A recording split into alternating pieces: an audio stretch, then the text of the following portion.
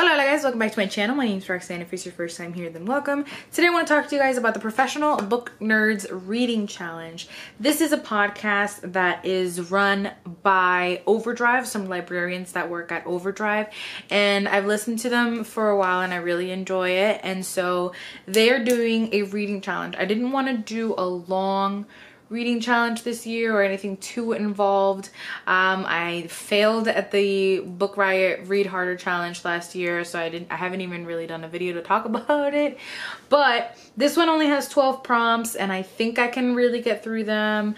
A lot of these I tried to pick things that I already had for the most part. So let's get into it. Number one is a book set on a continent other than your own. So we're gonna go with The Widows of Malabar Hill. I should probably grab the ones that I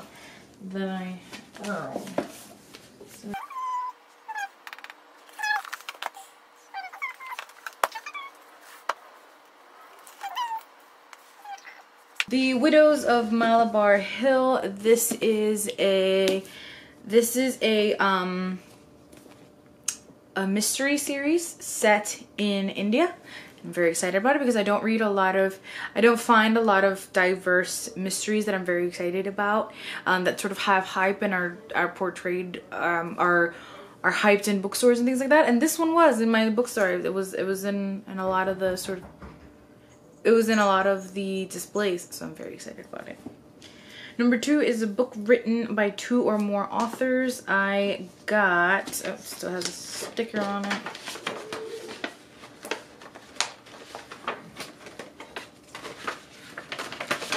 I got The Wife Between Us as a gift, and I haven't read it yet, and this is by Greer Hendricks and Sarah Pekkanen.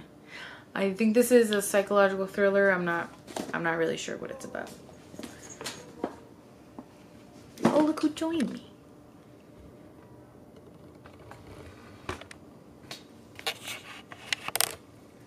Alright, let's see if I can move over so we can both be in the video.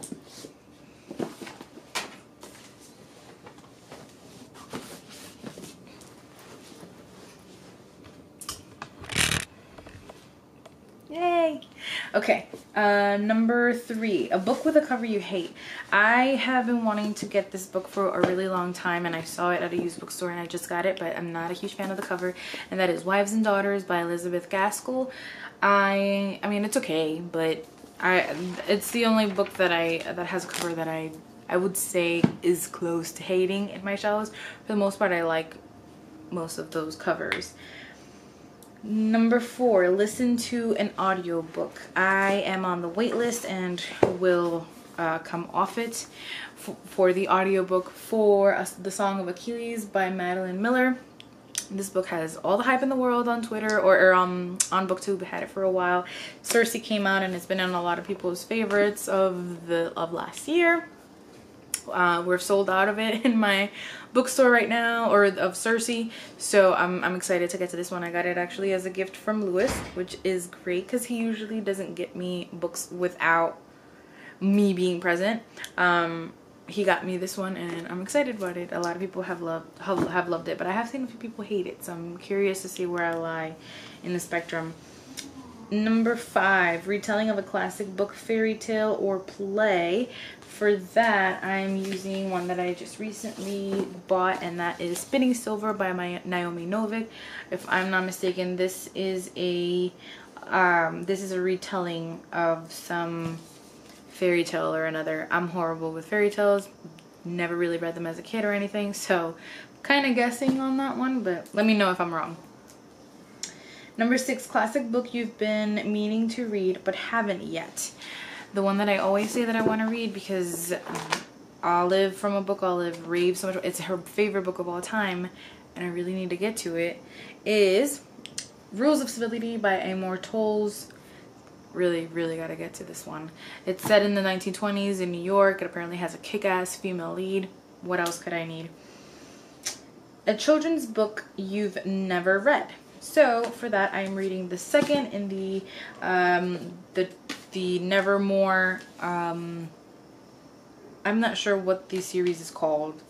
Morgan Crow, Nevermore, Trials of. Anyway, it's Wondersmith, which is the second in the series by Jessica Townsend. I adored the first book. I read it twice last year, and so I can't wait to read the second. Number 8, a book by an author of a different race, ethnicity, or religion than your own. And I am choosing The Joy Luck Club by Amy Tan. I've attempted to read this once already via audiobook, but I did notice that the audiobook was abridged. And I hate, with a passion, abridged audiobooks. Give me unabridged all day, all the time. Those are the only ones that should exist ever, in my opinion. So I will have to read this physically or find an audiobook that is unabridged for it. Number 9, book whose movie or television adaptation comes out in 2019. I thought briefly about Artemis Fowl, but I think I'm gonna read If Beale Street Could Talk by James Baldwin. The movie is already out on a few movie theaters, and it's gonna come out fully soon, and it's already been winning awards and being nominated for everything. I read Giovanni's Room by James Baldwin last year and really loved it. His writing is absolutely fantastic, and so I can't wait to see how I feel about this one as well. Number 10, a book that has appeared in ALA's frequently challenged book list. ALA is the American Library Association, to which I am a part of, and one that comes up frequently in the list and which I have had for a while and want to get to is The Color Purple by Alice Walker. This one, yeah, I've had it probably since maybe 2018. Maybe the very beginning of 2018, because I got it at the Strand, so it's probably, yeah, it was probably. And 2 more. A book that was published in the year you were born.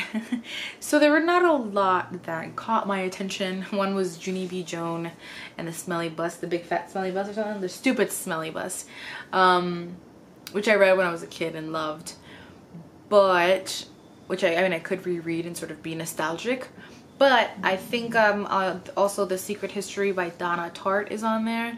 And that book is another that people either really love and sort of can't get over it when they talk about other campus novels, or they hate it beyond belief.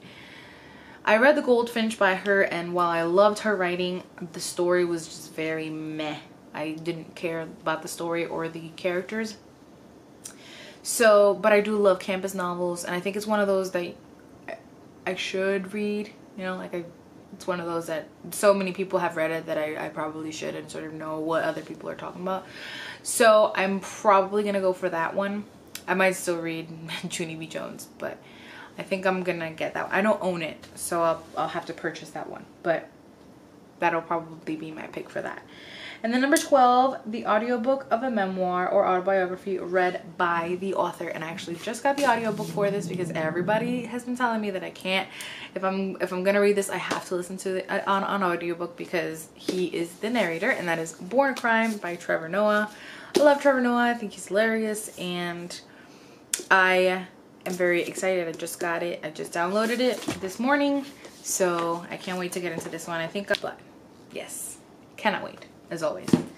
So yeah, those are the books that I am choosing for the 2019 reading challenge by the Professional Book Nerds. Check out the podcast. I'll link it down below. Check out their Instagram group and check out the challenge. Maybe you can join me and we can do this together. As always, thank you for watching and for listening. I love you guys very much.